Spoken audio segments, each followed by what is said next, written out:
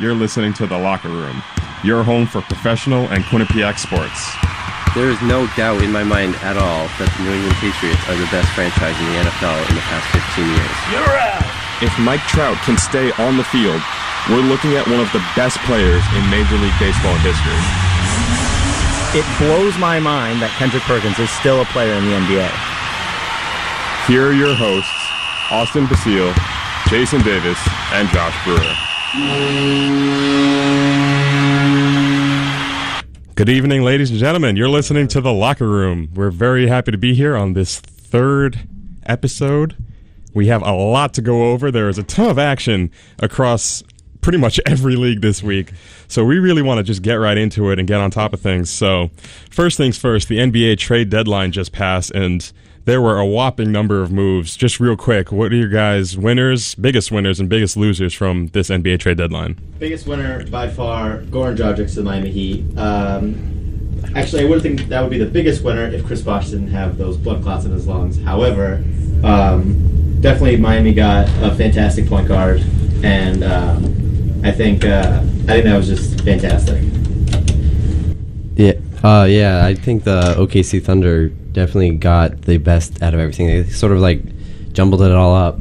Definitely. They got rid of Kendrick Perkins. I know you're happy about that. But he goes to the Utah Jazz, which is fine, I guess. But Enes Kanter to OKC, definitely great big. Yeah, well, there were surprisingly 37 moves, and there were 37 different players involved in trades, which goes down as by far one of the biggest trade deadlines in recent history. And this was one of the more interesting ones. I mean, we had Kevin Garnett going from the Nets, going back to home for him in Minnesota, going to the Timberwolves. You had Reggie Jackson, who was disgruntled in Oklahoma City, and he's going to Detroit. And, that was kind of a funny scenario all around because Jackson was obviously unhappy with his playing time, especially after they acquired Deion Waiters, right? And, they traded him. Kevin Durant and Russell Westbrook weren't too sad about it. They kind of just went out and said, we can win without him. What did you tell me? That they said they won 60 without Harden, and Reggie Jackson's not James Harden, which is exactly right, so that's pretty funny. Reggie Jackson, after the trade went through, actually tweeted that he was, quote, crying tears of joy. Dude was so happy to get out of Oklahoma City. But, I'm not exactly sure why, because the Detroit Pistons, could fight for a playoff spot. It's very possible that they won't. Even if OKC gets the 8th seed, I still think OKC has a greater chance of, going far than Detroit ever would. So I'm not sure why he's so thrilled about that. Absolutely. I don't know. I think that Kevin Garnett to the Timberwolves, that was pretty good. I heard that he also wants to buy the Timberwolves after he retires. Yeah, I saw that. Yeah. So some other trades that went through. Obviously, Goran Dragic going to the Heat was huge because they haven't had a serviceable point guard in a while. And, having him there would help. Big upgrade over Chalmers and Cole. However, Chris Bosh goes down with a season-ending injury, blood clots, the second player to have blood clots on his lungs, so he's done for the season. So the Miami Heat, who were obviously going through a bit of a change sans LeBron James, didn't actually look too bad. But now that Chris Bosh is out for the season, you have Dwayne Wade and now Dragic, who are going to have to basically lead the team. They're not going to be as dominant in the East as they once were. They're probably not going to represent the East in the finals once again. So, big changes in Miami. It's unfortunate. So yeah, it's quite sad that Chris Bosh is out because of blood clots. It's not like it was an injury just sustained during a game. It's something he had no control of. Right. And he's the second player to actually go down with blood clots this season. The Nets' Mirza Teletovic had the same thing happen to him. And fortunately, they were able to catch it. The Nets trainer, Tim Walsh, was able to find it. And he actually sent Mirza to the hospital. Mirza thought he was fine. And the Nets trainer said, no, you're not fine. Make sure you go to the doctor overnight and see what happens. So yeah, it's a good thing they caught it as soon as they did, because if he kept playing and if the clots got worse or anything, it could have been life threatening. So it's really right. They were concerned about Chris Bosh flying. The team flew out of the country, and then he flew back into Miami, and the flying certainly doesn't help the blood clots. Yeah, that will not help the pressure changes. Right. But just going back to the trade, the Heat get Goran and his younger brother, Zoran Dragic, from the Suns, and the Heat send Danny Granger, who they just signed this offseason, as sort of a replacement, quote-unquote, for LeBron James, and 2 first-round picks. So it was a 3-team deal. The Pelicans were also involved. But the Miami Heat gave up very, very little to get Goran Dragic, who's been one of the more consistent point guards in the NBA. He actually, he's in company with LeBron and Durant as one of the few players to average more than 15 points and 5 assists over the past 3 seasons. So Dragic has been really solid, and hopefully he'll help that team out. But that was a steal. Phoenix, I'm surprised how they blew things. So before this season, the Suns, they were the surprise team last year. Everyone wanted them to win basically every award. Everyone wanted the Suns to go far and make the playoffs and things like that. They wanted the Suns coach to win Coach of the Year. They were just the surprise team in the NBA. And then they go out and they sign Isaiah Thomas after they already had Eric Bledsoe and Goran Dragic. And, this whole 3-point guard set, I'm sure a lot of people were confused. That's exactly why they signed a third point guard when it doesn't really seem that's, how often do you see 3-point guard sets? And it kind of blew up in their face. Goran was ticked off because he felt kind of betrayed, Primary ball handler. He's like, I'm the point guard, yet you guys keep bringing in other people, and I'm not cool with that. I don't trust you guys. I don't want to be part of this. And he basically said to the Suns management, I'm not going to re-sign if I have the chance. I'd rather be gone. So the Suns, they either said, hey, we're going to let him walk, or we're going to trade him and hopefully get something back, which is what happened. So I think, I don't know, I really like the Goran Dragic trade. I feel like he's going to be happier playing in Miami. I absolutely think 100% that they're going to be a better team for it. I mean, Hassan Whiteside's been playing well. I mean, once Chris Bosh comes back, like I told you before, the pick and pop with Chris Bosh is going to be insane. So I really like that. If Dwayne Wade can stay healthy. Well, Chris Bosh is out for the season. I know. That's what I'm saying. Yeah, if he wasn't gone, oof. And that's the second player in the NBA to have blood clots in his lung. That's crazy. I've never seen anything like that before. Yeah, it's a shame. But then the third part of this trade, the New Orleans Pelicans were involved. So the Pelicans get Norris Cole, Sean Williams, and Justin Hamilton from the Heat. Yeah. And John Salmons goes from the Pelicans to the Suns. The Suns basically went through this whole rebuilding process and kind of revamped because things just weren't working as well as they had hoped. But the Pelicans are probably going to waive. They're definitely going to waive Sean Williams, so I've heard. Justin Hamilton probably. I mean, who's Justin Hamilton? What are you talking about? The next LeBron. And then Norris Cole, I guess, would be a serviceable replacement. They've just had so many injuries. The Pelicans would be a good team. It's just that, Eric Gordon, ever since he's gotten to New Orleans, he's only 25 years old. He was supposed to be, the next great shooting guard. He was on the Clippers. He was really good, averaging 20-plus points a game, and then it's just an injury year after year. Drew Holiday, same thing. Mm-hmm. I mean, he's done more in his career than Eric Gordon has. Great point guard, started off at the Philadelphia 76ers. He was an all-star, wasn't he? Yeah. He's just gotten injured over and over again for the Pelicans. And now you have Anthony Davis, who's battling injuries too. Missed double-digit games his first 2 years, and now he has the shoulder injury. Yeah. So, it stinks for the Pelicans, but they just can't stay healthy. Ryan Anderson's been gone for a long time. And he was a great shooter, too. He's a very good shooter, plays the 4 well. Yeah. So, absolutely. It's just so unfortunate for the Pelicans, the amount of injuries they've had to deal with. Yeah. And there's a lot of rumors going around that, they might be interested in firing Monty Williams at the end of the season, but it's kind of hard to pinpoint what kind of effect he's had because the team's been injured 24/7. You can't coach a team that's not there. Exactly. Yeah. So you don't know, is he a good coach? Is he a bad coach? Probably more people would say he's a bad coach just because the record hasn't been where the Pelicans have wanted it to be. Right. But that's not entirely his fault because he hasn't had the pieces. They've all been hurt. Right. No, absolutely. And then how about the Milwaukee Bucks? I mean, what a young team. They just added a little more youth with Michael Carter-Williams, former Rookie of the Year. I think that's one of the greatest things they could have done. Next year when Barry Parker comes back, that's going to be really fun to see. And I mean, it's going to be. I think that's a great team. Right. I have the Bucks down as one of my biggest winners because Brandon Knight's going into a contract year, which means somebody's going to pay him. He's scoring at a career high for him. He's having the best season of his career Could by have far. been an All-Star, yeah. Yeah. Almost voted an All-Star. I'm sure if another injury would have happened, he would have been the next replacement. Yep. You know, God forbid another injury. Yeah, We had too many. Yeah. But he's having a great season, and the Bucks recognize, hey, we're going to have to pay this guy a ton of money. Yep. That doesn't really fit the mold of this team. You know, look at the squad. Who's making a ton of money on that team?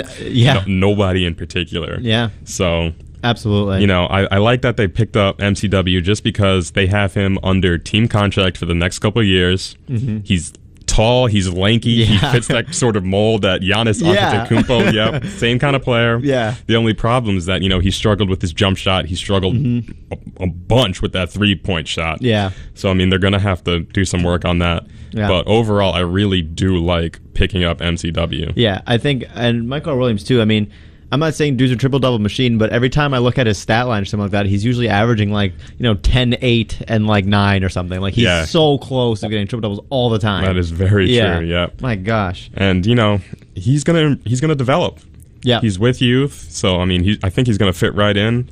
Jason Kidd has been doing miraculous things with the Milwaukee Bucks this season, so... And the team's young. I mean, and they're winning.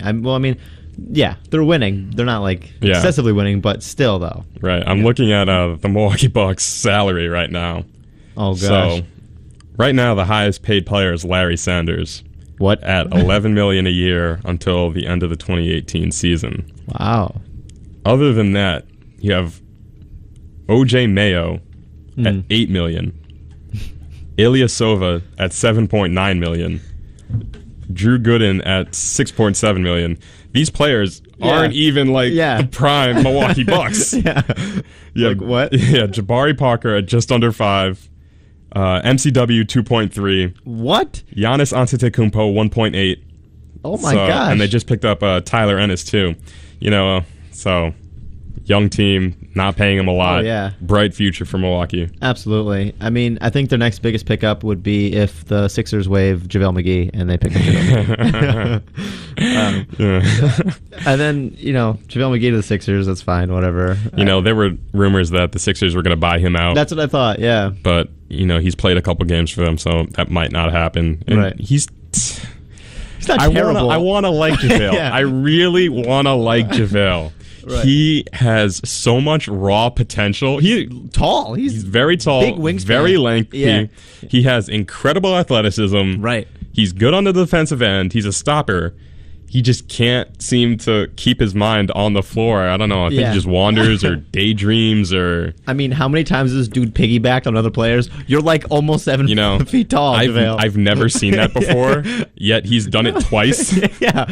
What are you doing? Are you not aware of where the people are on the basketball court? I don't know. Come on, JaVale, please. Yeah, he has no sort of spatial awareness at all. So who knows what's up with JaVale.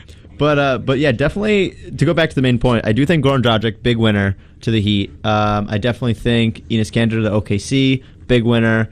Bucks are big winners. So who would you think losers this time around? Rockets getting Prigioni? I'm going to have to go with Isaiah Thomas being traded to the Celtics just because you go from that Phoenix Suns team that, although they did have their problems, they're still competitive. Right. There's still a chance that they're going to grab the 8th seed in the West. Right. And in that stacked West seed, you know, you get hot at the right time like the Suns were last season. One of the better teams, one of the more feared teams. Come playoff time, you know, that's valuable, and you never know. You might go on some kind of run. Right. But to go from them to the Celtics... I mean, it's great that Isaiah Thomas gets to be the best player on his team and all. Say that, but you're playing for, you know, nothing really. There's no one else around you to, at all. I mean, what's the guy? Olynyk? Cool. Kelly Olynyk, Olynyk, yeah. That's not so bad. Yeah. You know, definitely. This Celtics trade for Isaiah Thomas, we're sort of seeing the effects of the Nets trade with the Celtics that sent KG and Paul Pierce to Brooklyn. Right. So... The Celtics sent Marcus Thornton, who is a former Net, and a 2016 first-round pick to Phoenix, which isn't really that much for Isaiah Thomas when you consider the year he had last season in Sacramento before he signed with the Suns. And to get him for Marcus Thornton, who's just really a spot-up shooter, can't do much else. He'll come down the floor 1-on-4, Yeah. quote unquote fast break. He thinks it's a fast break, and he'll just pull up from 3. Why? Which is annoying. So funny.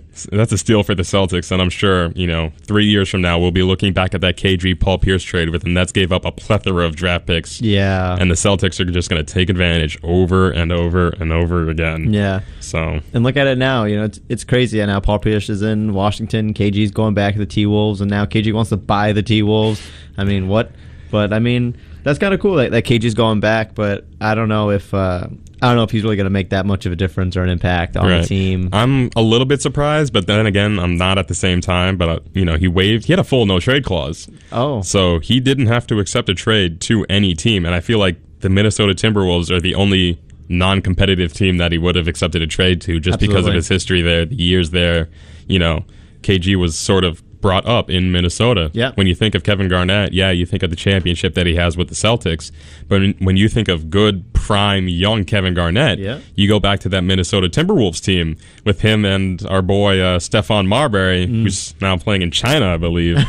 cool. But yeah. So I mean, it's a good homecoming. It's nice, We're gonna see all the "I'm coming home" videos for him now, because that happens every time a player goes home. Yeah, it's nice to see a veteran player go back to the team they started on and created basically a legacy. I'd say Kevin Garnett really solidified. Everybody knew him as a Timberwolf, and everybody had high hopes he'd lead them to a championship. And it was the trade to the Celtics that obviously led to his championship. But I think it's nice, and you like to see that for players that made big impacts in their league that go back to their home team, and probably eventually, I'm assuming he's going to retire there after this year or next. Right, yeah, he has 1 year left on his contract, so he'll probably finish out here. They'll have some big ceremony, and I'm sure he'll have a job somewhere in the front office at some point. I mean, I could just see the headline now: "Raised by Wolves." Done. That's perfect. Kevin Garnett. You mentioned the Oklahoma City Thunder trade as one of the winners, and I actually think that is one of the biggest winners of this trade deadline. Right. Just because they acquired DJ Augustine, who played with Kevin Garnett at Texas. So there's already that chemistry between Augustine and Durant there. They were college teammates. Steve Novak and Kyle Singler, two small forwards who were long. They're big, they can spread the floor, and they can shoot, which I like. That team has had a ton of problems with their bench scoring. Oh my! It Yes, has been that's so true. awful. So the fact that they can pick up 2 scorers now off the bench are great. What impresses me even more about the trade is that they didn't have to give up Jeremy Lamb, Steven Adams, or Mitch McGarry, who are probably their 3 most prized guys coming off the bench, or probably their 3 most prized guys not named Ibaka, Durant, and Westbrook.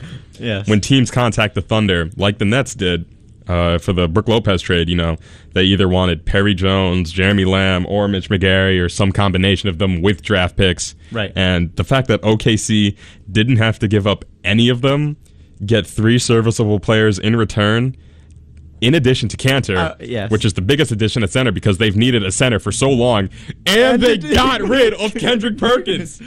Kendrick Perkins I'm looking at the levels here for the microphones, and they're going sky high. Yeah. Kendrick Perkins is no longer on the Oklahoma City Thunder. I was waiting for you to say The that. curse is gone. They can finally win. I am so excited to see what this team can do without that lazy, lumpy thing on the court. Oh my gosh, absolutely 100%. However, Kendrick Perkins, where does he go? The Cavs. Yeah, come on. Why? Obviously, there's going to be teams. The Cavs need the help in the front court. They needed it when Verja went down. They've been looking for it for a while. They had the trade for Mozgov. So, I mean, you kind of knew he was going to go somewhere. And now the fact that he could, like you said, possibly be in contention for a ring a second ring is a joke. Yeah. Like, why? No. Gosh. I don't know, man. So, yeah, obviously the Jazz waived him. The Cavs picked him up. But I really hope he goes there and just brings that team down. Because 1, I don't want to see LeBron win again. And 2, because Kendrick Perkins is just, I don't even know. They're like all so excited for it, but I feel like nobody really should be. Yep. Oh, man. Yeah, so Kendrick Perkins, Cleveland Cavalier now, no longer with the Oklahoma City Thunder. You know what's just impressive though? It's like kind of cool how like Cleveland Cavaliers last year with Kyrie Irving had no playoff contention. Boom, in one offseason, look at them now. They could potentially be like, the next greatest team. I love how that could just happen in the NBA. I feel like that's really, really cool. Yeah. Going back to Phoenix and the trade with Milwaukee, like I was saying earlier, people had high aspirations for Phoenix just because of what they accomplished last year, which was a big surprise for most people. No one really predicted the Suns to be as good as they were. Right. And then they go out with this trade. So here's who they acquired. They get Brandon Knight and Kendall Marshall, 2 guards from the Bucks. And they also gave up Tyler Ennis and Miles Plumlee to Milwaukee. So, I don't know. Yeah. It's kind of disappointing. Yeah. Kind of had high expectations, and they haven't really delivered. And this trade, you lose Goran, you lose Isaiah Thomas. 2 great players. 2 Yes, really good point exactly. guards. Yeah. Unfortunately, Brandon Knight and Kendall Marshall they are not don't add that. up. They're not even close to what you lost. Yeah. So the Suns kind of blew it, unfortunately. Yeah. And it sucks too because I really wanted to buy a Dragic jersey, but now he's going to the Heat. I don't want to buy a Dragic jersey, a Heat jersey. No. But I was gonna say something about, we're forgetting one trade. I mean, it's pretty much just a big swap because George Karl now is coaching the Kings, so he wanted his boy Andre Miller, so they just did an Andre Miller Ramon Sessions trade. How do you feel about that? Which I like, just because Andre Miller's slow. Yeah. And he's kind of the polar opposite of John Wall, who's That's arguably right. the fastest player in the league. Andre Miller, on the other hand, arguably the slowest point guard in the league. But I can see why they wanted to trade. George Karl wanted a veteran, a smart veteran, high IQ, and that's exactly what Andre Miller is, who's a decent shooter, who can pass the ball. And they played together, haven't they? I think it works. Yeah. So Ramon Sessions, obviously much more up-tempo guard who can score the ball, goes to Washington. I like the trade. Yeah, absolutely.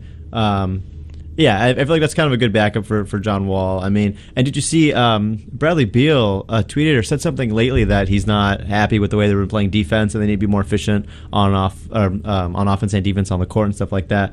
And I can kind of see that a bit, but once KD enters in 2016, it'll be way better. Another trade that went down, your Denver Nuggets basically had a fire sale. Oh my God. So, whoever wants Denver Nugget, just raise your hand and they'll trade them to you. Lawson, Reed, anybody. Yep. So Alonzo G was traded and Aaron Aflalo went from Denver to Portland, which I love. Yeah. Because Portland's been that team that's sort of been on the brink of being one of the top teams in the West for a while now. They just need somebody. With Damian Lillard, LaMarcus Aldridge as the main duo, and then you have guys like Nick Batum, who I think is one of the most underrated players in the NBA, along with Wes Matthews. All of a sudden, that team, which already had a ton of shooting, Damian Lillard and Wes Matthews are actually top 2 in the league for 3-point baskets made by a backcourt. Wow. Them and Steph Curry and Klay Thompson. Obviously. So, most people don't actually expect that Lillard and Wes Matthews would take and make that many threes, but they have been. So it's an extremely efficient backcourt.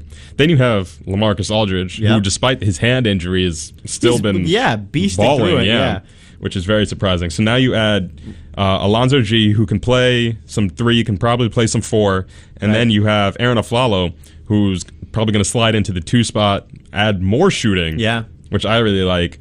And then you look at what the Trailblazers gave up. Will Barton, Victor Claver, Thomas Robinson. Who, and who? And a 2016 first-round pick. Thomas Robinson's not even on that team anymore. He was just signed to a 10-day contract by the Brooklyn Nets. So it essentially comes down to Will Barton and Victor Claver with a 2016 first-round pick. Got you. And the Trailblazers' first-round pick isn't going to be phenomenal just because the Trailblazers are a good team. So absolutely. Good trade from the Portland Trailblazers. I think the Nuggets have a lot to do. They have a lot of work to go. I mean, I don't know if Lawson's happy even playing in Denver right now. I wouldn't be surprised if something happens in the offseason with him. Ken Fareed, I mean, he's not playing ever since the Olympics. He's not been he's been not doing well. Not the Olympics, the basketball. Then they got rid of JaVale. That was great. Now they get rid of Aflalo. Man, that team is just going. I don't know what's happening. Going south. Lose their coach, and now I mean, in my opinion, the only player on that team this season that has proven he's worth being on the team next season is Ty Lawson. Yeah, absolutely. I would think every other player, Kenneth Fareed included, is tradable. Yes. I mean, obviously they can't do anything now. Right, because, right. You know, trade deadline passed, but this offseason, I would think anyone's up for grabs if they get the right offer. Right. Which, you know, I am kind of upset. I was telling you this before. I really did want Ty Lawson to go to the Pacers because, I mean, our boy, PG-13, Paul George, is coming back, apparently, in March. And I know we're getting a little off topic, but do you think if Paul George comes back in March, do you think that the Pacers can make a late season playoff push and potentially steal that 8th spot? The only reason I would say yes is because they're in the East. Right. Yeah. They're currently 23 and 33. Yeah. So, I mean, they're not far out at all. Yes, they're last in the Central Division, Right. but they have more wins than the Nets do, and the Nets have the 8th seed right now. Oh, yeah, that's right. Yep, the Nets have 22 wins Oh, for the my 8th gosh. seed. The Pacers have 23 wins. Oh, my gosh. So, you know, they're 2 games yeah. back of the Nets in the loss column, 1 ahead of the Nets in the win column. Oh, my God. So, Yeah. yes, to answer your question, yeah, yes. yeah. Absolutely. My gosh. I can't wait for him to come back. That's going to be great. But, Yeah. So, just a couple last trades here.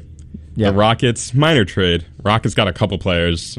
I mean, I wouldn't say this is minor, Josh. They picked up KJ McDaniels I don't care about from him. the Philadelphia 76ers, he's had some highlights. KJ. Oh, yeah, He's yeah. had some serious dunks. You yeah. know, I didn't know he was athletic as he was. I didn't know he existed. But until- I guess he's too good for Philly. He can jump too high, so Right. they had to send him out. Can't have players that good in Philadelphia. Right.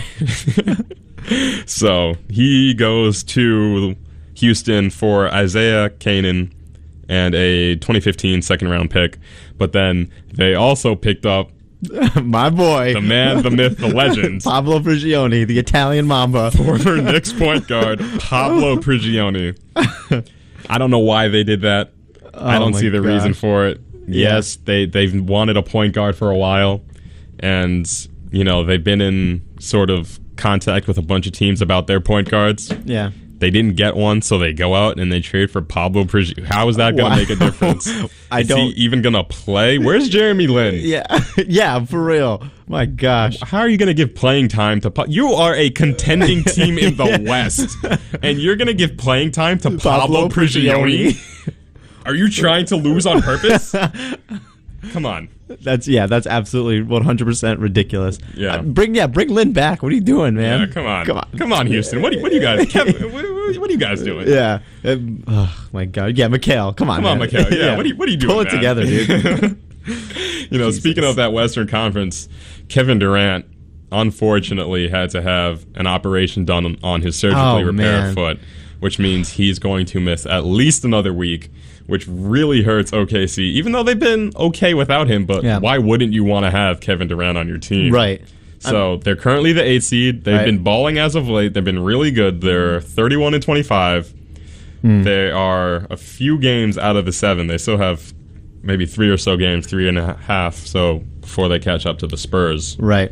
But still, I'd be terrified if I was playing OKC in the first round Oh, of the absolutely. playoffs. Yeah, and even without KD, Russell Westbrook has proven that he can lead this team. I'm not saying without KD, but I mean he can go on scoring outbursts like nobody's business. Right, and I think it certainly helps, again, like we talked about with all of Oklahoma City's additions, Yeah. including Cantor, which is probably the biggest one that they have. Right. You know, and they have waiters too, so he'll take his dumb shots every now and then. Yeah. But, you know, he'll make some of them every Oh. now and then. Yeah. Speaking of which, that just reminded me. Did you catch the Cavs-Knicks game a Oh couple my! days ago? Iman Shumpert to J.R. Smith. Are you talking about that? Do you remember that dunk, the alley-oop that J.R. Smith had? Oh, I think it was from Prigioni. yes, it They were was. playing so, and he basically did the same thing. Yes. Where he's not facing the hoop, he catches it and And- does the reverse slam. Yes. And then he gets traded to the Cavs, Yeah. plays the Knicks, and he And does the same dunk. I was going to text you, but did you see how he looked at the Knicks bench when he did that? He looked LeBron. I've never seen him more hype about anything before in my life. That was, oh my gosh. that Cavs bench. There was a timeout called after that dunk. Yeah. The entire Cavs bench, nobody listening to David Blatt or any of the assistant coaches. Like, they're all looking up at the scoreboard, trying to catch the replay of the dunk. It was one of the funniest things I have ever seen. Oh my gosh. Yeah. I've never seen a team more excited over a dunk than that. Yeah. I mean, if you're Amon Shumpert and or J.R. Smith, how happy are you right now that you just went from the New York Knicks to the team that is crumbling, falling apart, just disheveled, dismantled, and any other DIS word that I can't think of right now. And then you go to the Cavs, which are potentially could be an NBA final team. Oh my gosh. And then Same thing for Prigioni. yeah. Oh, that's right. From the Knicks to the Rockets. I'll take that. Yeah, that's fine. Yeah, you go from the Knicks, who are NBA worst, 10-45, and you go to a Houston Rockets team that's sitting pretty in the third spot in the West. Yeah, yes, please. Yeah, I'll sign up for that. I'll play garbage minutes. I don't care. Yeah. It doesn't matter. That's so funny. And Yep. then Stoudemire's gone. He's on the Mavericks now. Again, another person who's like, okay, that's fine. Trade me to a winning team. Yeah. And he hooks up with Tyson Chandler. So again. yeah, the Knicks buy out Amari Stoudemire. Yep. And he signs with Dallas. So Yeah. you know, who's the good Knick? It's Melo. And Yeah, and he's gone for the rest of the year. That's basically it. Is it even like, should we watch them at all? No. There's nothing to watch. What's the point? Yeah. Did you see? I can't even pronounce this guy's name. I've watched so many Knicks games. Lou Amundsen, I think that's it. I have no idea who that is. They're playing the Cavs. LeBron goes for this silly behind-the-back pass, which he intercepts. Oh. And you can tell that he hasn't played much basketball in his career. Because he can't really control the ball when he starts dribbling on the fast break. You know, your eyes kind of get wide open. Because you realize you have the entire court to yourself. Yeah. So, you know, his heart starts racing. You know, he starts going real fast. He starts losing control of the ball. He picks it up. He travels, does a little stutter step after he catches it, then takes 2 steps, starts going for the dunk, realizes midway he can't dunk it, so he lays it in. And even the announcer's like, oh, whoa, he almost missed that. One of the funniest things. Oh my gosh. Oh, man. Jason, cue that up right now. Oh my gosh. He was so close to blowing that. Yeah. Oh my So god. close. The Knicks bench looking in like dismay. They're like, what? Yep. So if you're Tim Hardaway Jr., are you saying to yourself, I'm the best player on this team right now? Probably. Yeah. I mean, you're young. Why not show off? Yeah. You. Yeah, man. What else does this team have, really? Yeah. Jason Smith in the post? No. I mean, Andrea Bargnani. Half of his hook shots hit the scoreboard. So, Shaqtin' yeah, really. I mean, how many times has he backed someone down in the post? And I don't know. I guess he just doesn't have the spatial awareness, but he doesn't know where the hoop is ever. So he'll back somebody down, and it doesn't matter where he is, but he'll just turn, go for some hook shot. And I've seen it twice where his shots have hit the shot clock. Yo, and it's just like, you're in the NBA. You know, look at the hoop before you shoot. It's not that difficult. We're just going in on some players right now. Yeah. It's fine. Oh yeah, they're not listening. Yeah. Also, the Knicks are just so terrible. Oh Yeah. my gosh. I love it. You love it. Yeah. I love it. Yeah. My God. I mean, maybe it's kind of a blessing in disguise that Melo's down for the year. I mean, I don't know. I did have him on my fantasy team that I never checked. Oh, yeah, I don't check that either. So, I mean, I don't know how I'm doing in that. Yeah. Yeah, I couldn't tell you. All I remember from picking my fantasy team was that I was very hesitant on Derrick Rose, but, you know, he's playing. I mean, you can kind of see the demise. You know, the Bulls are still good. I don't think they're going to represent the East because they just aren't good enough. But Rose has been kind of, Yeah. Just because he's taking a career-high 3-point attempts and he's not shooting them well at all. Last I checked, he was only shooting at around a 25-26% clip, which is Josh Smith numbers from 3. Oh my gosh, that's insane. I mean, I think it's kind of great that Jimmy Butler's kind of bailed him out, though. I mean, that's kind of awesome. That's exciting. Yeah, absolutely. Nikola Mirotic has been another big factor for them. I like that. Rookie. Yeah, I like the Bulls. I do a lot. That team is like fun to watch, too. Yeah. Defensive-minded. You know, it's unfortunate that the front office, or there are rumors that the front office and Tom Thibodeau haven't really been getting along. They've kind of been butting heads, which is unfortunate because they've been successful. Right. They've been a solid team the past several seasons. Great players. They have Derrick Rose, who's the former MVP, the youngest player to ever win MVP. Oh, I didn't know that. They have an improving Jimmy Butler. You have the Defensive Player of the Year in Joakim Noah. Yep. You have a great rookie now in Mirotic. Yeah, they signed Pau Gasol. Yeah. You know, it's a good team. He's been coaching them well. They're one of the stingiest defensive teams that there is. The only place that they've really struggled is offensively. Imagine if Melo went to the Bulls this year. That's what I'm saying. Yeah, that starting five is unfair. That is a scary team because their biggest problem is their ability to score the ball. And I That's think that Melo. if you put Melo in that scenario and you put him in Thibodeau's system that says play defense first, if Melo has 4 guys surrounding him that are all about defense, I think you see Melo start playing defense. That's like floor general badge on 2K. Like, I don't know, is it floor general? Which one makes you better? Defensive anchor. Defensive anchor. That's what it is. Thank you. So I think that would have been fantastic. And Melo kind of second guessed himself. Maybe a month or two ago when he said, "Wow, I wonder where I'd be if I went to Chicago." Well, if you weren't so greedy and all about the money, maybe you would have found out. Yeah. But oh my gosh. Can you just joke's imagine? on you.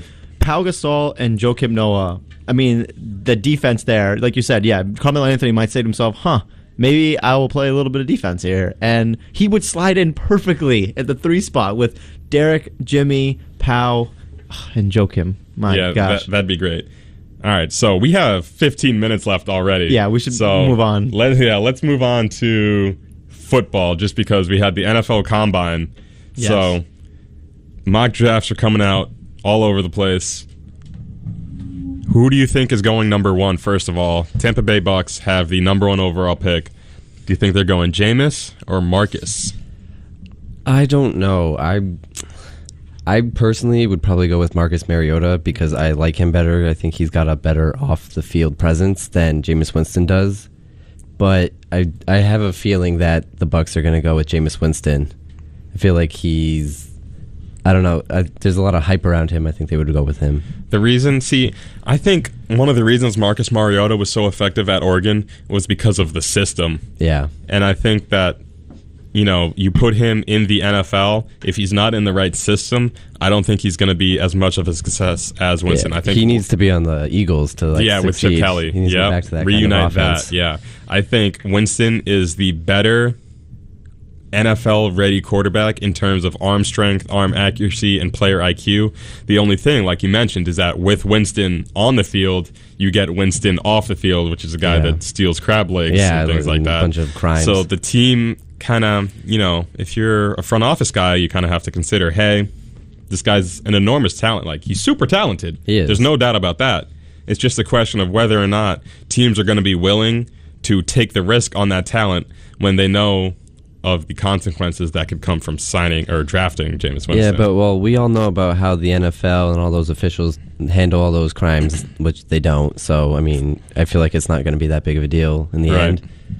So then the question is, Tennessee Titans have the 2nd overall pick. If Winston goes 1, Mariota very well could go 2. However, there's speculation going around that the Titans don't really want Mariota. They could trade that pick. Should they trade that pick? Where do you think it'll go? Will they trade that pick? Who do you think is interested? I would hope that they don't trade that pick. I mean, I don't know. The Titans need all the help that they can get. I don't know, man. The Titans they're sinking ship. I like the Titans back in the day when they had CJ2K. Who was just cut by the Jets. I know. Who was ticked off with the Jets because he said that the Jets, quote unquote, lied about his role with the team and that they didn't get enough touches and things like that. But one thing I read said that the Titans could actually trade their number 2 pick, and the Jets might look to trade up because we all know about the problems that the Jets have. What are you talking about? They have an elite quarterback in Geno Smith. And they would address their quarterback situation by selecting Marcus Mariota with the 2nd overall pick. So I think that'd be interesting. Outside of that, you have guys like, Leonard Williams, the defensive tackle out of Southern California. He's a guy who can play both in the 3-4 and the 4-3. So he's arguably one of the he's the best probably defensive player in the draft. So, you expect him to go early on. And then you have Amari Cooper, wide receiver out of Alabama, probably going to the Raiders at the 4 spot. But they're just, it's still early. We still have we still have some combining to dissect. So that's something we're definitely going to have to keep up on. To go back on the Titans thing, it's an interesting idea because the Titans don't have a quarterback either. Like Zach Mettenberger, Who is that? Like when I watched what was it, like a Thursday night game? It was the Titans against, I don't know, the Jaguars or something. One of the most awful games you could possibly think of. I saw who, like, their quarterback was like, never heard of this guy before. What is he doing? So I think they need a quarterback. So that's why they could draft Marcus Mariota. But if they could get some good veteran presence on that team too for that pick, that might be a good idea. Right. In addition to all this talk about the NFL Combine, there were two sort of breaking news aspects over this break.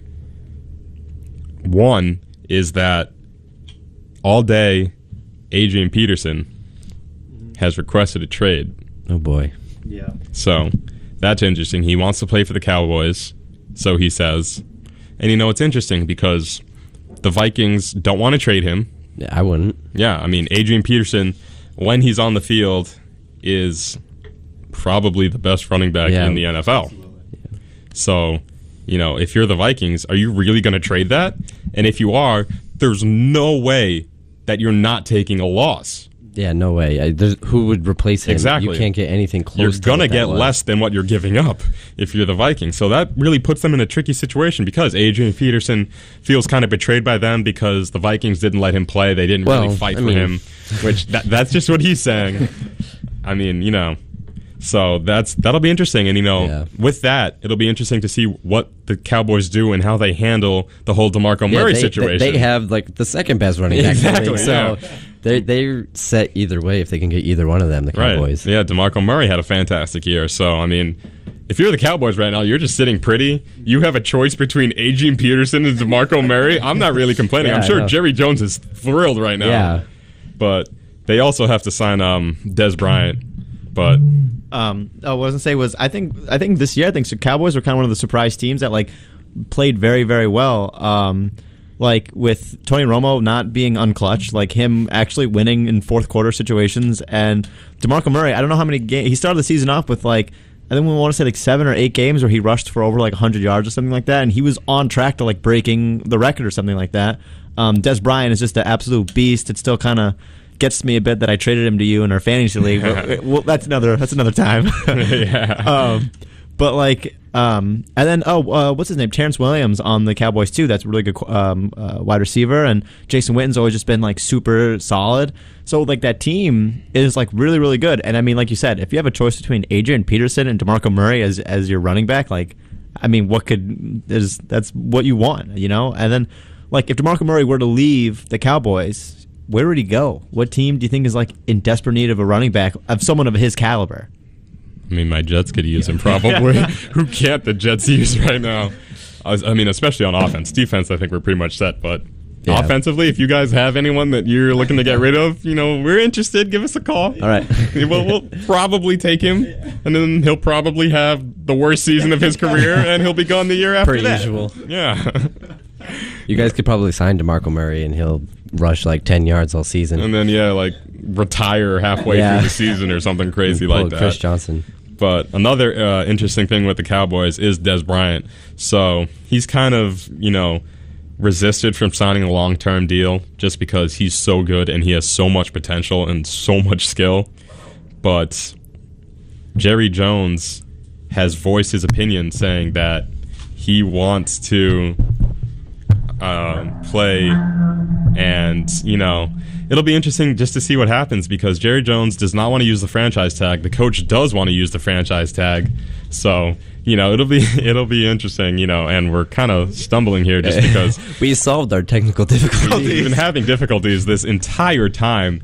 And Piers Austin has just figured out how to use his mic now. Whoa, it wasn't my fault the whole time. Somebody turned the actual mic off, not from the soundboard.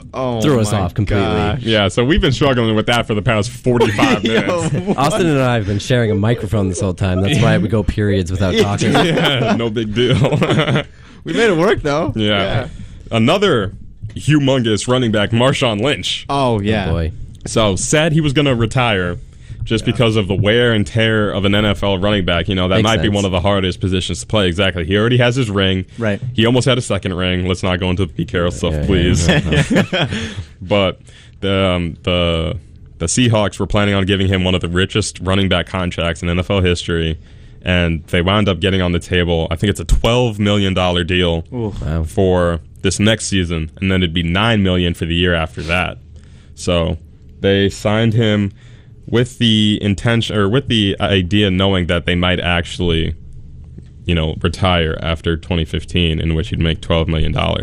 Right. But I mean, do you think he would go somewhere else? How effective do you think he'd be if he played with Seattle next season?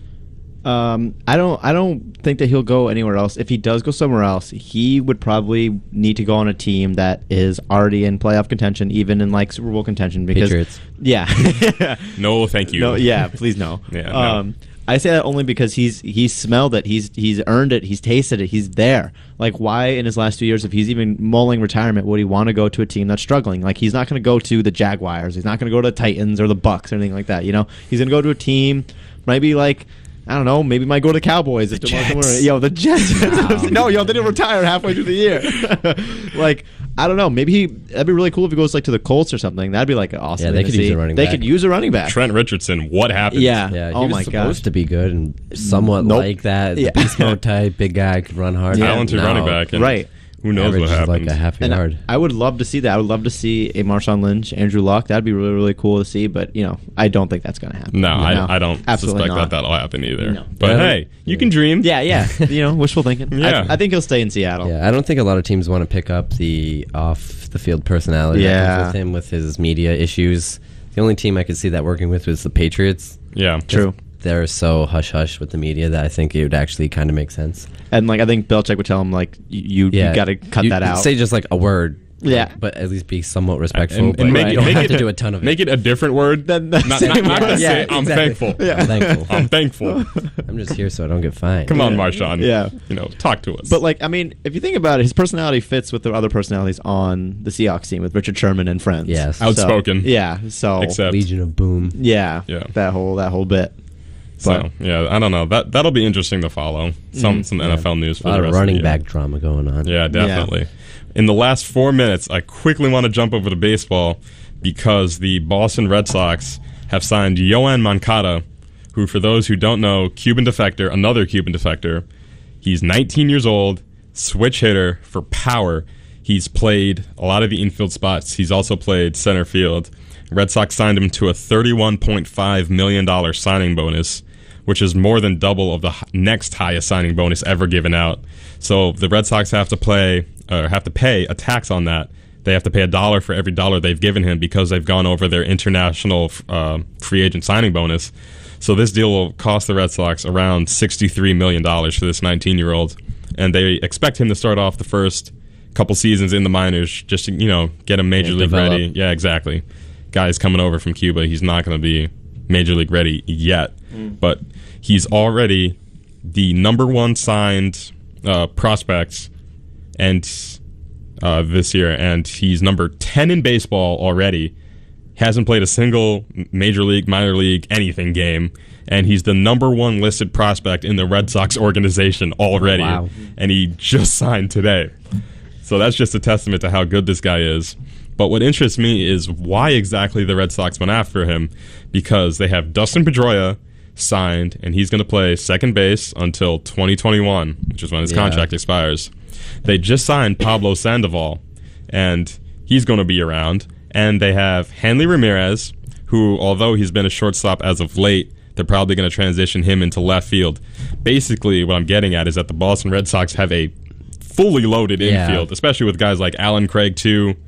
So he'll probably play some first base. I don't know exactly where Moncada's going to fit. There's no room for him. Shortstop, maybe? That's the only thing I could think of. But who's the Red Sox prospect coming up? You have somebody who's going to play shortstop for the Sox because they're moving Hanley to left field. I don't remember his name, but basically, I think they're pretty much ready at all the infield spots. Yeah. So I don't know. I feel like one of the reasons they picked him up was simply because they didn't want another team to pick him up. Maybe, the Yankees were also interested, and the Yankees could use some infield help with Jeter gone, with A-Rod being A-Rod. Cano's gone. This guy, Moncada, is being described as the next Cano. Yeah, Xander Bogaerts. Bogaerts, there you go, yeah. So they have him locked in at short. Yeah, so where are we going to put everybody? Now, I saw Rosenthal tweeted earlier today that they could move Pablo to first and have Moncada play third. But even then, you still have too many pieces, and they're going to move somebody basically. Yeah. Just Maybe somebody's a nice. They're going to have too trading much piece. space, exactly. Yeah. But I'm really upset that the Yankees didn't get him. I'm not. Just because he is so talented. He had 3 private workouts with the Yankees. 3. So they had to see something they liked that they brought him back twice. And yet Brian Cashman comes out today and he says that they offered him $25 million. The Red Sox offered him $31.5 million. And that was it. Well, you're the Yankees. You spend a lot of money. I don't think all the money in the world. Exactly. I don't think $6 million would have made that much of a difference. So I'm kind of upset that they didn't get him. I'm happy that they didn't go out and sign a bunch of big free agents like James Shields because I don't want them. They're too old. Yada yada yada. But we needed an infield. Our infield right now with Didi Gregorius, Brendan Ryan is pretty weak, especially hitting wise. So I would have liked to see some more power, but. Red Sox will have him, and then he'll be good, and he'll torture the Yankees for years to come. Hopefully, that's the hope. Obviously, you never know with up and coming prospects, because obviously he has never played a game in the major leagues yet, so we don't know if he's actually going to be good. Yeah. But from all indications, it looks like he's going to be very good, and I think the Red Sox could use this whole they completely rebuilt themselves after one of the worst seasons I've seen. Yeah. Which is they went from first to worst. And now they're kind of rebuilding. Hopefully they can get back up into contention. The one thing Red Sox fans can't say is that they can't tell Yankee fans to stop buying players because the Red Sox just did that this year. But that's all the time that we're going to have this week. Thanks for tuning in to The Locker Room. You got it. We it. hope to see you guys next Monday at 8. See you, everyone. Thank you for joining.